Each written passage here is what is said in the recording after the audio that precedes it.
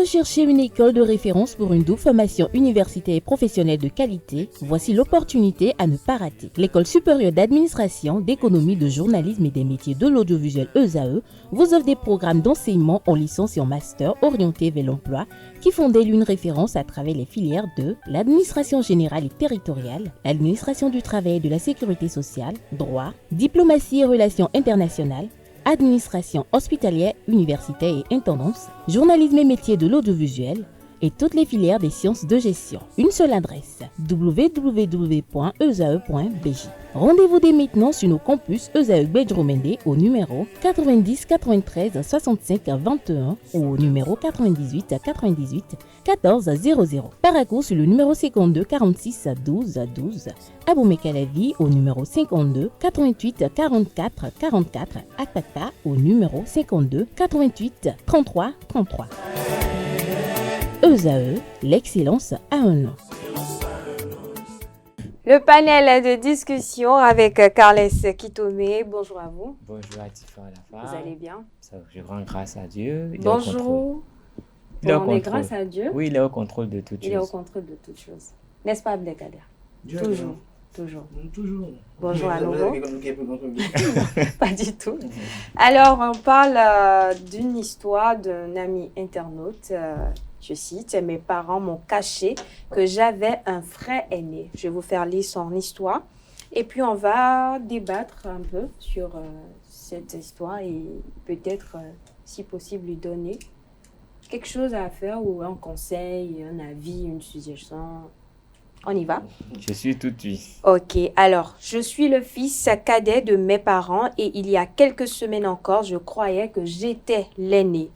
Depuis mes 5 ans, je n'ai pas grandi aux côtés de mes parents, Ils m'ont envoyé chez ma grand-mère dans un autre pays et il y a 2 mois que je me suis mariée avec Charlène. J'ai appelé ma mère il y a quelques jours pour lui annoncer que ma femme était enceinte de notre premier garçon et elle m'a interdit d'en parler à un autre membre de la famille et a pris l'avion tout de suite pour nous voir. Une fois arrivée, elle m'apprend qu'il y a une malédiction dans la famille. Les premiers garçons de tous les garçons issus de la famille meurent après seulement quelques mois. Elle avait fait les frais et avec mon père, ils ont préféré garder l'histoire pour eux. C'était d'ailleurs la raison pour laquelle ils m'ont éloignée de la famille. Ma femme n'est pas au courant de l'histoire et personne d'autre dans notre famille. Mieux encore, j'ai demandé à ma femme de garder la nouvelle comme un secret en attendant de connaître le sexe du bébé. Que faire dans cette situation? Carles Kitome. Merci. Je suis africain, je suis béninois et je sais que la grossesse ne fait pas objet de publicité. Normalement, quand votre femme est enceinte, vous la préservez autant que possible et ce n'est pas toutes les oreilles qui apprennent qu'elle est enceinte. Des gens peuvent constater, mais ce n'est pas des annonces qui se font par précaution. Oui. Et donc, je crois que à son niveau, c'est tout juste un peu renforcé. Peut-être s'il avait vécu, si les Béninois qu'il avait vécu au Bénin, ça aurait été très simple pour lui de comprendre ça. Vous allez voir, généralement, quand les femmes tombent enceintes même, au début de leur grossesse, elles font tout ce qu'elles peuvent pour que ça ne se voit pas tout de suite. C'est vrai qu'il y a des spécialistes, dès qu'ils regardent le visage, ils savent qu'elle est enceinte. Mais elles font tout. Et normalement, quand une femme enceinte, on lui interdit même d'aller dans certains lieux, comme le marché, dans certains lieux de culte. Tout ça pour la préserver elle-même et préserver l'enfant. Donc, c'est tout juste un renforcement parce qu'ils ont d'autres problèmes dans leur famille. Moi, je ne trouve pas que ce soit mal. L'essentiel, c'est de pouvoir être discipliné pour que, parfois, les femmes sont tellement heureuses d'avoir une grossesse de la personne qu'elles aiment que c'est elle qui va, je suis enceinte. Mais quand on le fait comme ça, généralement, il y a beaucoup de problèmes qui surviennent. Donc, je crois qu'en bon africain, il n'y a même pas de problème à garder le secret, cette information jusqu'à ce que le bébé voit le jour. Bonjour. Abdelkader. Bon, dans cette situation, d'abord, il faut se poser quelques questions. Quelles sont la nature des relations qu'il entretient avec sa maman? Sa maman est qui pour lui? Si sa maman a de bonnes relations avec lui, il doit obéir à la lettre à ce que sa maman a dit, parce que le constat fait par la maman résulte de plusieurs observations effectuées avec le papa aussi. Donc, Si maman le dit, il faut qu'il respecte ce que maman a dit. Et penser à informer son épouse. Parce que la meilleure façon de garder bien un secret, c'est de partager ses inquiétudes avec la personne avec qui on est censé garder le secret. Parce que si la femme n'est pas au courant, elle ira peut-être en parler à quelqu'un par inadvertance. Et là, bonjour les dégâts en réalité. Voilà. Alors, qu'en est-il de la malédiction, puisque notre ami anonyme dit que leur famille est sous une malédiction où les enfants aînés des garçons, les premiers garçons de la famille meurent tout de suite après quelques mois dès l'annonce de cette nouvelle. Moi, je ne pense même pas qu'il y ait malédiction. Son grand frère, on l'a caché, il a survécu. S'il y a vraiment malédiction, cachée ou pas, là, ça frappe. Donc, ce n'est pas le fait de changer d'univers. Hein. Si la malédiction est là, on dit que les premiers, on a lu dans la Bible, hein, quand l'Égypte, là, la mort a frappé tous les premiers-nés, même les premiers-nés des animaux, ils sont passés. Hein. Donc, si c'est une vraie malédiction, à moins qu'on ait pu mettre fin à cette malédiction, sinon, caché ou pas, il demeure un enfant de la famille. Il y a forcément des alliances et des liens qui font que ça tient. Donc, ce n'est pas cacher l'enfant qui est le problème, mais plutôt affronter le problème et essayer d'absoudre cette malédiction. Il faut y mettre fin simplement. Et quels que soient les lieux où on est, on sait comment on peut arrêter une malédiction. Surtout si on en connaît les fondements. Si on ne connaît pas les fondements, c'est un peu plus compliqué, mais on peut toujours arrêter une malédiction. Une malédiction n'est pas indéfinie, indéterminée. C'est pas une fatalité. Alors, Abdelkader, vous partagez l'avis de Carles Kitome. Est-ce qu'on peut rompre une malédiction en prenant tout simplement ses distances ou en fuyant peut-être la famille? Lorsque vous identifiez la source, vous pouvez en finir avec, vous comprenez un peu. Et maintenant, ça dépend de ce que vous mettez dans malédiction aussi. Ça peut être lié à une incompatibilité spirituelle, lié à la cohabitation entre le père et l'enfant. Vous savez, lorsqu'on rentre dans nos religions traditionnelles africaines aujourd'hui, il y a par exemple certains signes de phare. Lorsque vous avez un enfant et que ce signe tombe pour l'enfant, certains parents décident d'isoler cet enfant-là. Parce que lorsque dans les signes du phare de l'enfant, on dit que cet enfant-là aura une enfance douloureuse et qu'il doit perdre l'un de ses parents, le papa qui va voir cela tout de suite se dit, mais cet enfant, qu'est-ce qu'il a amené? Tout de suite, donc l'idéal, c'est pour ne pas qu'il y ait véritablement l'effectivité de cette prédestinée qui est révélée par le phare, c'est de l'éloigner. De l'éloigner vraiment de soi, même chercher à rompre les liens avec lui, afin qu'il ne puisse plus être dans le contact père-fils pour rendre effectif cela. Par exemple, quand il va perdre un parent, ça peut être lui le père qui perd l'enfant, comme ça peut être elle-mère qui part. Donc ça veut dire quoi? Ça veut dire et le père et la mère, vu qu'on ne sait pas à qui va partir, on prend des précautions. Donc je pense que ça peut être lié à une question d'incompatibilité. Parce que pourquoi, comme Carles l'a si bien observé très intelligemment, pourquoi lorsque les garçons vont vivre ailleurs, ils survivent? Si c'est vraiment une malédiction, c'est quelque chose vraiment intrinsèquement lié à leur lien familial, qu'il aille à Tegucigalpa, il n'y a rien à faire, il va mourir. Mais justement, est-ce qu'à ce niveau-là, cela ne dénote pas de peut-être l'ignorance des parents en question, puisque si la malédiction est liée peut-être à une compatibilité spirituelle, c'est peut-être aux parents de se séparer pour que les enfants puissent vivre pleinement leur vie? Vous savez, tous ceux qui ont une vie spirituelle vous diront que ce qui nous tue dans cette vie, c'est l'ignorance. L'ignorance parce que déjà même, tout commence déjà par comment on quitte son lit le matin lorsqu'on se réveille. Et déjà, ça peut être constitutif des éléments qui détermineront notre journée, notre vie. Lorsque vous allez vous laver aussi, ça c'est déterminant aussi. Lorsque vous sortez, c'est déterminant sur votre vie. Les actes que vous posez dans la société, cela est également déterminant. C'est tout un corpus de choses qui déterminent notre existence. Et donc, lorsque vous êtes père, vous êtes fils et qu'il y a une situation qui se produit, il faut faire un diagnostic pertinent pour savoir véritablement qu'est-ce qui se passe, qu'est-ce qui se produit et quelles sont les solutions qui s'imposent. Et avant d'expérimenter ces solutions-là également, il faut les éprouver pour voir un peu ce qui se passe. Je crois que par rapport à cette situation, c'est des choses peut-être qui arrivent parfois. Et je dis que très souvent, cette chose-là n'arrive qu'à ceux qui y croient. C'est peut-être lié à un oncle, peut-être qui a dit que, tu vois, moi, mes enfants, depuis que je n'en ai pas parlé, voilà. Donc, peut-être parce qu'on a fait deux garçons, on a vu qu'ils sont partis, sans occulter que même quand on est pas dans notre tradition aussi en Afrique aujourd'hui, il y a de ces enfants-là qui, lorsqu'ils naissent d'une façon donnée, si c'est un garçon, quand il vient, vous aurez au moins 2 grossesses qui vont repartir comme ça avant que le troisième reste. C'est C'est naturel comme ça. Et donc, quand les gens veulent prendre des prédispositions, c'est que lorsqu'il part, on prend des dispositions pour que le prochain qui vient là, on lui fait des choses pour que lui reste. Donc, si par exemple, il ne croit pas à ce truc, il n'est pas dans ça, et que c'est ce phénomène-là qui arrive, et qu'il a un qui est parti, deux qui est parti, le troisième il l'envoie en Europe, il va rester dans son monde, dans sa bulle pour dire, c'est parce que je l'ai envoyé en Europe que lui il est resté, alors qu'en réalité, c'est un cycle qui est déchaîné chez vous. Par exemple, là, on parle du phénomène des habikus, par exemple. Les habikus, c'est des choses qui engendrent les habikus. Et il y a des procédés rituels qu'on fait pour que le habiku reste. Donc, je crois qu'il y a beaucoup de facteurs, il y a beaucoup de choses. Parfois, les gens donnent des interprétations pas puériles. Je donne l'exemple, c'est par exemple, quelqu'un voit peut-être Caris qui tombe le matin parce que Caris qui tombe la souris, par exemple, il dit que, ah bon, c'est bien, parce qu'il a écouté ce qu'on a dit, il me donne de l'argent. Alors que peut-être on n'a rien écouté, il a écouté peut-être sa musique dans un écouteur sans fil. Donc, vous savez, parfois, il faut faire le bon diagnostic pour analyser. Alors, Carles, faut-il croire à toutes les malédictions? Toutes les malédictions. Ou chercher à savoir le mieux. Bon, il faut que la malédiction existe vraiment. Il faut pas vivre dans l'obscurité. Et je crois que, hommes que nous sommes, oui. Dieu nous a fait pas très loin de lui. Et nous présageons des choses. Donc, quand les choses sont là, il y a des signes. Quand on ignore ces signes, bon, on vit en fait un peu comme au gré du vent. Donc, quand il y a des signes, il faut essayer spirituellement, il faut se mettre à jour. Il faut se mettre au pas pour pouvoir comprendre ce qui est là. Sinon, on dit malédiction.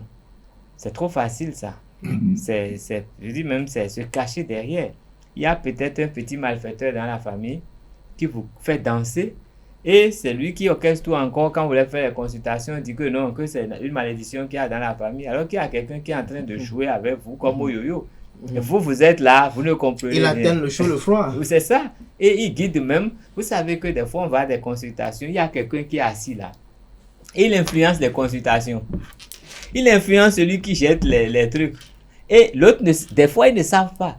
Mais quand ils le savent, ils sont obligés de faire semblant, c'est souvent parce qu'il est plus fort qu'il prend, il les domine et ils font ce que lui il veut.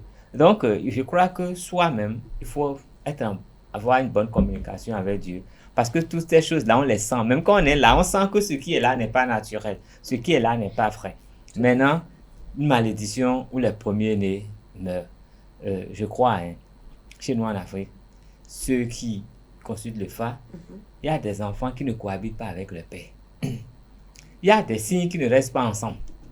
Donc, si ces signes viennent, on sait que cet enfant doit aller vivre chez son oncle. Mais déjà, pour que ces signes arrivent. Et si le père sait que sa femme ne croit pas, par exemple, à tout ce qui est lié à l'endogénéité, il peut inventer une histoire pour faire avaler la couleur à son épouse. De toute façon, dans la famille, il y a une bonne organisation et l'oncle peut venir récupérer l'enfant sans raison même. Et le père ne dira rien, je préfère que tu ailles là-bas. Vous savez, notre société, elle est codée.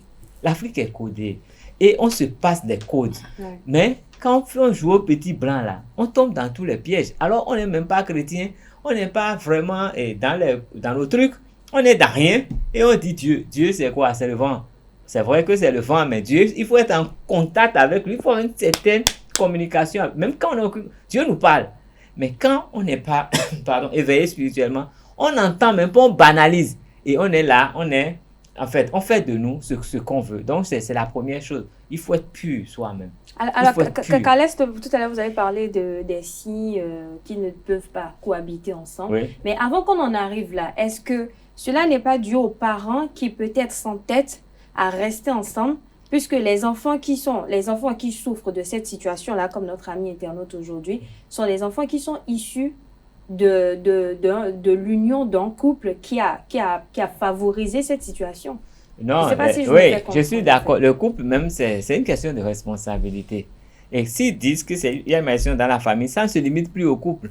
C'est que ça s'élargit à d'autres membres de la famille. Et on ne peut pas être, dans une famille, tout le monde ne peut pas être ignorant. C'est pour ça qu'il y a forcément un esprit malin qui joue avec les autres. Parce que si toute la famille admet que c'est une malédiction familiale, ça dit forcément qu'il y a quelqu'un qui spirituellement est là, qui les manipule.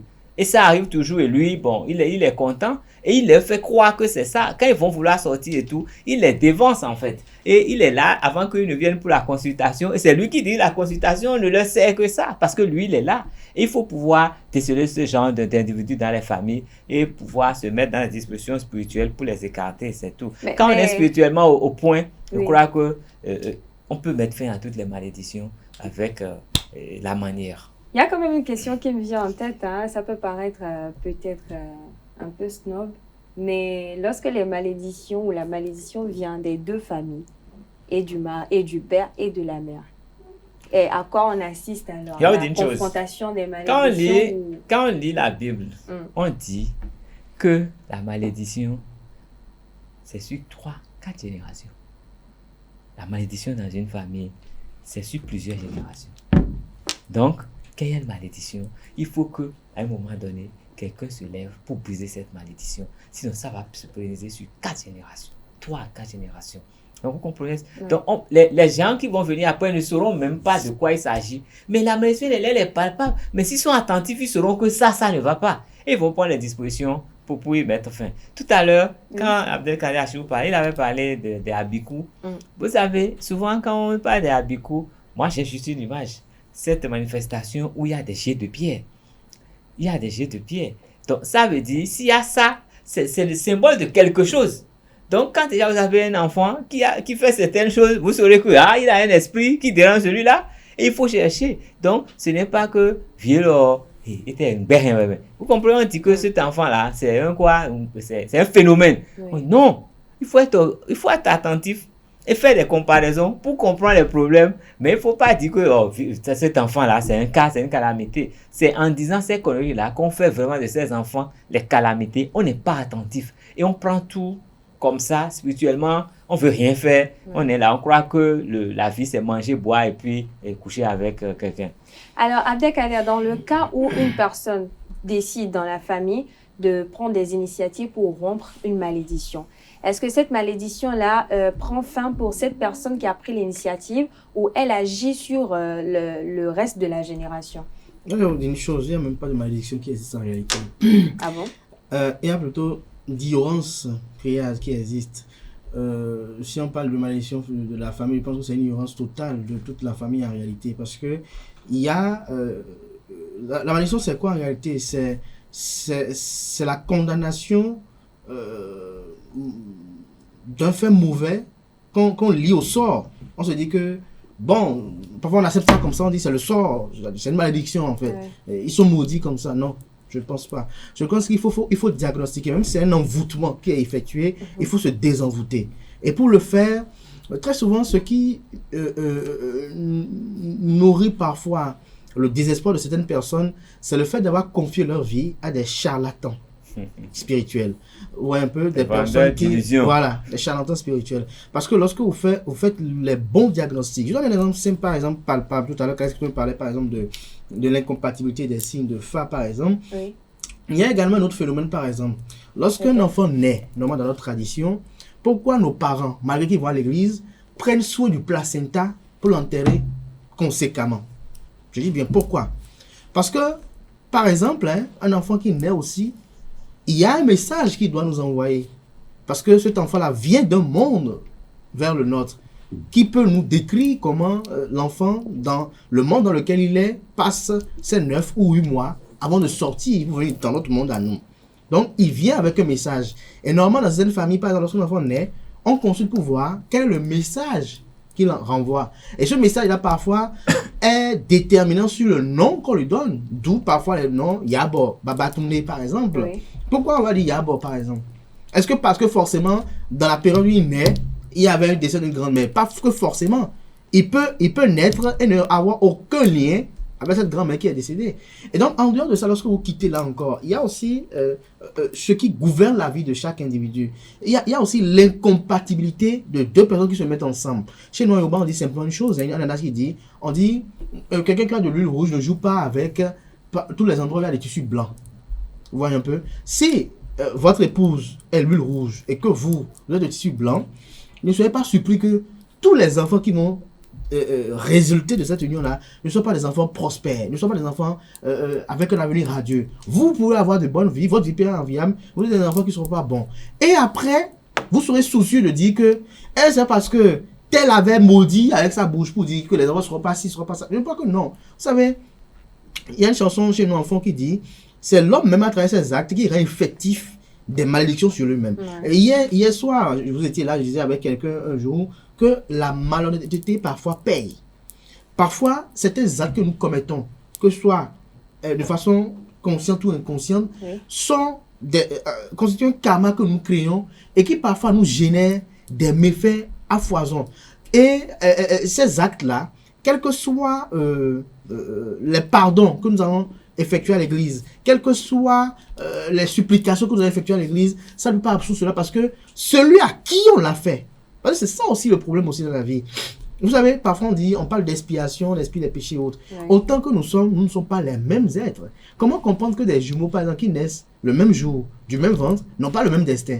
Il y a des gens à qui vous le ferez, ça va partir. Il y a des gens à qui vous le ferez, ça va partir. D'où, par exemple, autrefois même, vous allez voir qu'aujourd'hui, beaucoup de gens par exemple, à l'instant, je parlais de charlatans spirituels qui allaient se trouver sourire. Vous savez, autrefois, nos parents, par exemple, nos parents, par exemple, je me rappelle bien, vous savez, le culte le plus suprême de tout ce qui est culte dans nos traditions, c'est le culte des morts. Lorsque, par exemple, on veut immoler un revenant pour la sortie des gougous, on propose, on peut acheter 2 à 3 moutons parfois, à 4, et on propose le mouton là, comment on appelle, à l'hôtel pour voir, est-ce qu'il prend ce mouton là?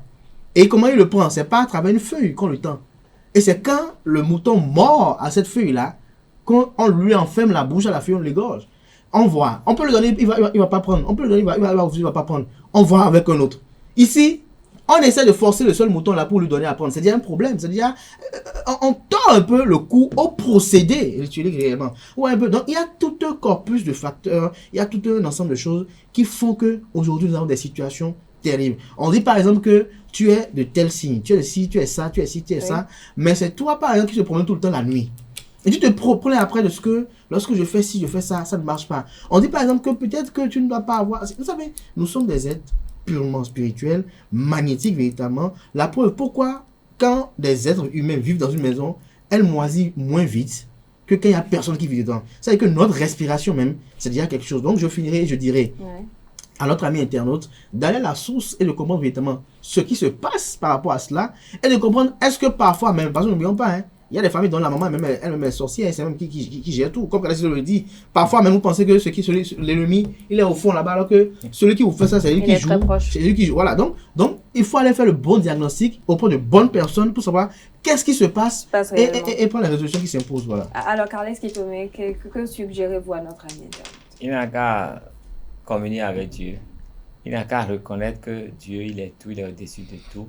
Savoir que Dieu peut changer de l'eau en vin, que Dieu peut faire de ce qui est croix-moisi du blanc. Donc il se confie ouvertement à Dieu, il se laisse aller, il lui confie son problème et il aura la solution. C'est pas lui qui va régler le problème, c'est l'être suprême, celui qui a créé le ciel et la terre, celui qui fait le jour et la nuit, celui qui fait qu'il y a des glaces quelque part, il y a de l'eau, il y a du feu, il y a du vent, celui qui a créé toutes choses, qui est le maître de la vie. Il se confie vraiment à lui et il aura la solution simplement. Il peut aussi décider de prendre par les moyens traditionnels ou spirituels, je vais dire. Vous savez, vous ne pouvez conseiller aux gens que ce que vous savez. Si vous dites aux gens d'aller faire ce que vous-même, vous ne comprenez pas que vous n'êtes pas en mesure de faire ces criminels. Non, mais je dis ça dans le sens où on dit ce que vous avez dit, je ne vais pas contre vous. Si le monde visible ne répond pas, questionnez aussi le monde invisible. Non, mais tout ce qui est dans le visible se produit d'abord dans l'invisible. C'est l'invisible qui dirige le visible. Donc tout ce que nous disons, c'est l'invisible. Ouais. Donc, mais c'est l'invisible, c'est Dieu qui programme tout. Même si tu vas faire un sacrifice tout de suite là, et si Dieu ne l'agrée pas, ça ne marche pas. Et c'est même si tu vas n'importe où, il faut que Dieu agrée, que Dieu soit d'accord, sinon ça ne passe pas. C'est comme ça. Quand on dit que le mouton a cette lèvre qu'on lui propose là, c'est qui a parlé au mouton? Qui a parlé au mouton? Il y a un être suprême qui dépasse tout ce qui est là, et qui, donc c'est lui en fait. Il faut se dire qu'il y a un être c'est le grand Manitou qui tient toutes les manettes. Ouais. Il faut lui dire pardon, il faut regarder du côté de ma manette et puis avec le cœur qu'il faut, il va regarder, il va changer un peu, il va déplacer les pions et tout ira pour le mieux. Et si c'est quelqu'un qui jouait à l'imbécile là, il sera dévoilé, il pourra même subir son propre sort et tout le monde va le voir, ça ne dure même pas. Tout à fait. Merci à vous, Carles Kitone. Merci également à vous, Abdelkader Achero. Il y tient vraiment un Abdelkader Achero. Un nom, c'est quelque chose, on ne s'amuse pas avec. Tout à fait. Tout comme vous réclamez aussi l'orthographe de votre nom, Carles Kitone, n'est-ce pas? Oui, merci à tous les deux. Merci également à vous, chers internautes. C'était l'histoire de notre ami internaute, anonyme, à la place de notre ami. Qu'auriez-vous fait, ami internaute? Laissez-nous vos avis et suggestions en commentaire. Merci de votre fidélité. C'est la fin du panel de discussion et de Free Matin de ce matin. Merci de votre attention. Bon début de week-end et quant à moi, je vous dis rendez-vous à 19h pour la grande édition du journal télévisé. D'ici là, portez-vous bien.